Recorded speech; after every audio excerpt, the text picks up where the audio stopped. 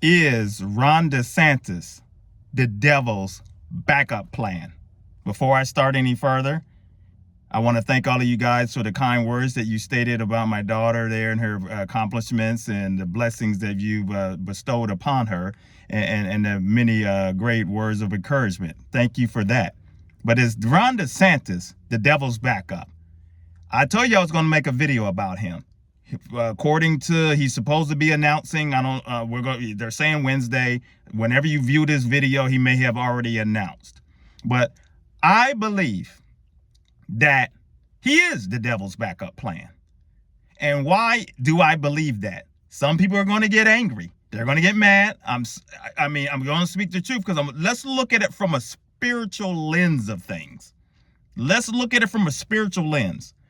What does the party right now, and let's get into the political realm of things. What is the Republican Party right now representing? Who do they stand with? They're standing with nationalism, Christian nationalism. And if you don't know what Christian nationalism is, it is a warped sense of a warped version of the gospel where they believe that it shall infiltrate and be part of government. And I'm going to show you a clip right here of a guy. This guy's name is, I'm not sure what his name is, but listen to how he talks real quick. It's all part of the king coming back. That's what we're practicing for. That's why hell hates it that we're worshiping at every capital across America. That's why we get called, well, you're a Christian nationalist. You want the kingdom to be the government. Yes. You want God to come and overtake the government. Yes. You want Christians to be the only ones. Yes, we do. We wouldn't be a disciple of Jesus if we didn't believe that. We want God to be in control of everything. We want believers to be the ones writing the laws. Yes, guilty as charged. I mean, it's funny when I meet Christians where I'm like, I'm like, have you read the Great Commission? Like, this is actually what we want. Guilty. And as you see right there, this is what they want. This is why Ron DeSantis is dangerous. This is why. And what I have right here is, right here, this, remember, many of my messages, I talk about the Taliban style, that these nationalists want to incorporate a Taliban style dictatorship, theocracy, all of this stuff into your lives. And this is supposed to be the party of small government staying out of your lives. But yet, here we are. We already know, we've talked about Trump many a times and how things are going, how the false prophets have built ministries around him and all of this stuff.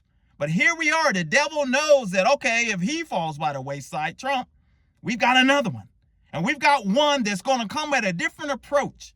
He's already praising, saying that Clarence Thomas is the gold standard. Can you believe that? Clarence Thomas. And this guy, Clarence Thomas' wife, as many of you know, part of trying to overthrow the government. Here he is, Clarence Thomas, taking gifts and all of this stuff from a billionaire that likes to collect Hitler stuff, if you don't know that, and all of this stuff. And this is what's going on right now. So this is what's crazy. And Ron DeSantis, bully DeSantis, trying to bust the unions up and all of this stuff. Of what he's doing. Make teachers send in union checks to be part of a union. And you see how that works?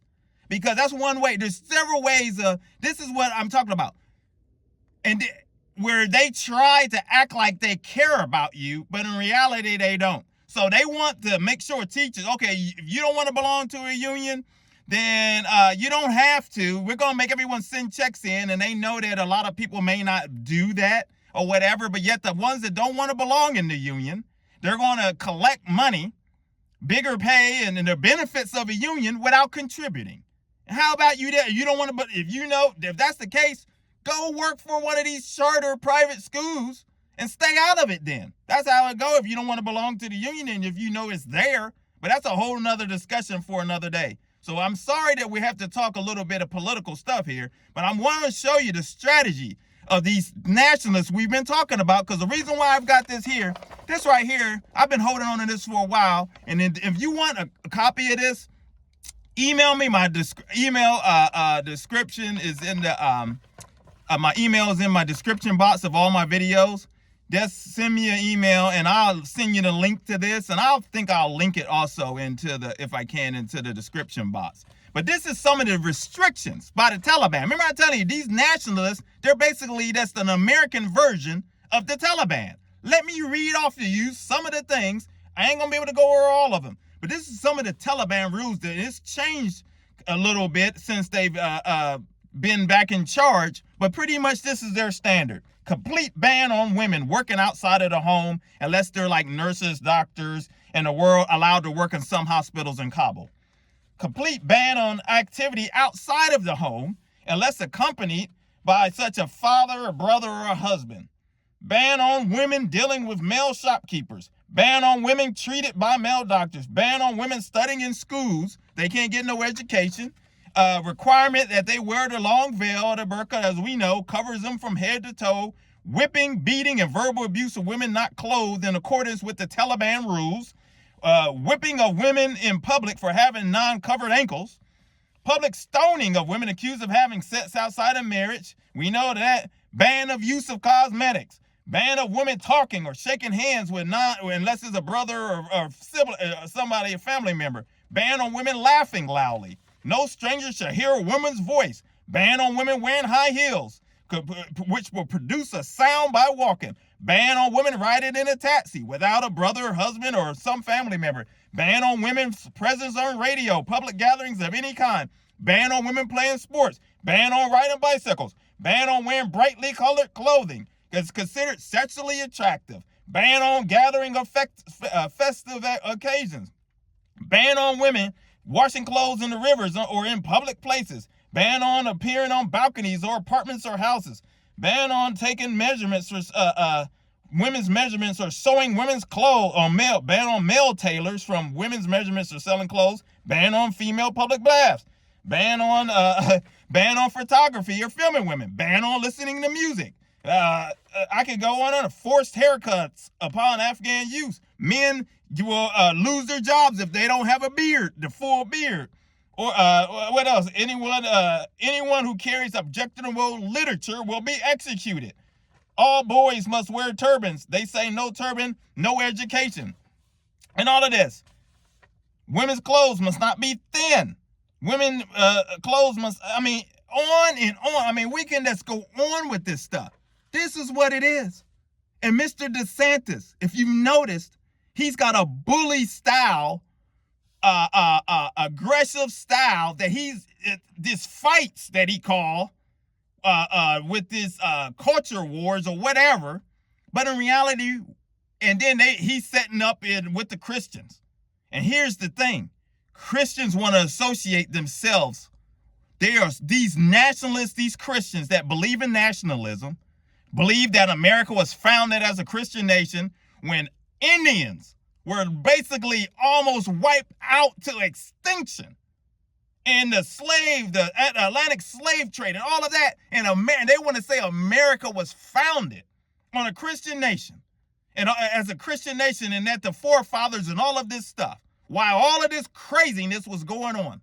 And yet these so-called Christians want to sit back and take part and support people that support nationalism, and nobody will stand up to anybody that has tried to overthrow the government, anybody that has pushed the narrative of lies as it comes to our election and saying that it was, pushing the big lie, pushing Q conspiracies, all of this stuff. And Christians support that. Millions of Christians support that. They stand under the Amanda Graces and Dutch Sheets and all of these types of people and listen to these people and think that this is the way to go. Well, it's not. God is not pleased. God's not happy. Then, and people are going to say, well, you're just a left-wing Democrat. When you get down to it, it's all boils down to, politicians, a lot of them can't be trusted. But you know what? Some of them do have integrity, whether it's Democrat or Republican. And one person that I did like, that he had integrity at a time when it was starting to go off the cliff, John McCain. And here he was, the original maverick. When they sat up there and that woman stood up there and tried to say President Barack Obama was an Arab or whatever, and he took the mic from her and said, "No, ma'am, no, ma'am. He's just a decent young man that I have a different view with, or whatever." And here he was. That's what you call integrity. That's what you call standing up for what's right. That's what this guy put his life on the line for the country, captured, tortured, all of that. And Christians sit there and support people that support people out there that want to make a mockery of that man's service. I mean, it angers me, and it's a shame that if you can mock somebody and they want to talk about all of the other people not loving their country, these folks, these Christians, shows you, these false Christians, what I'm going to call a lot of them, or whatever you want to call them, these nationalists, they are a disgrace.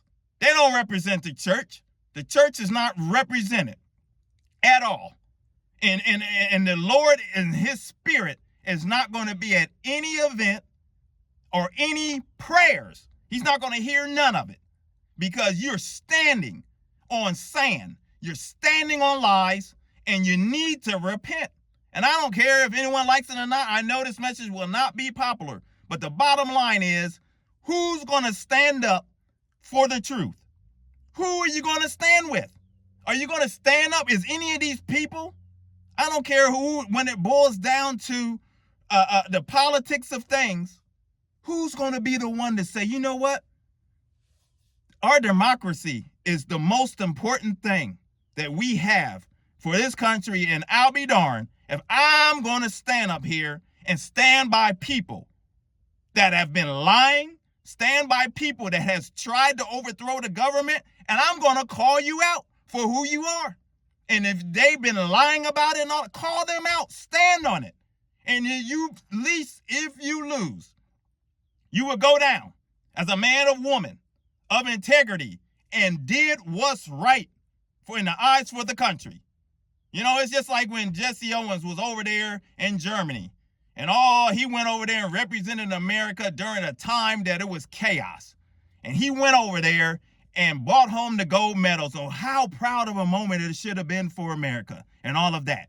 But he comes back over here and gets mistreated in a place where he represented his country. And he said, the people over there in Germany, almost basic, I think he mentioned where they treated him much better, which is a shame. And here we have John McCain, somebody that's tried to stand for what's right, and now he continues. Anybody that's tries to stand for what's right is thrown out the door, out into the woods to be ravaged by wolves. Well, you know what?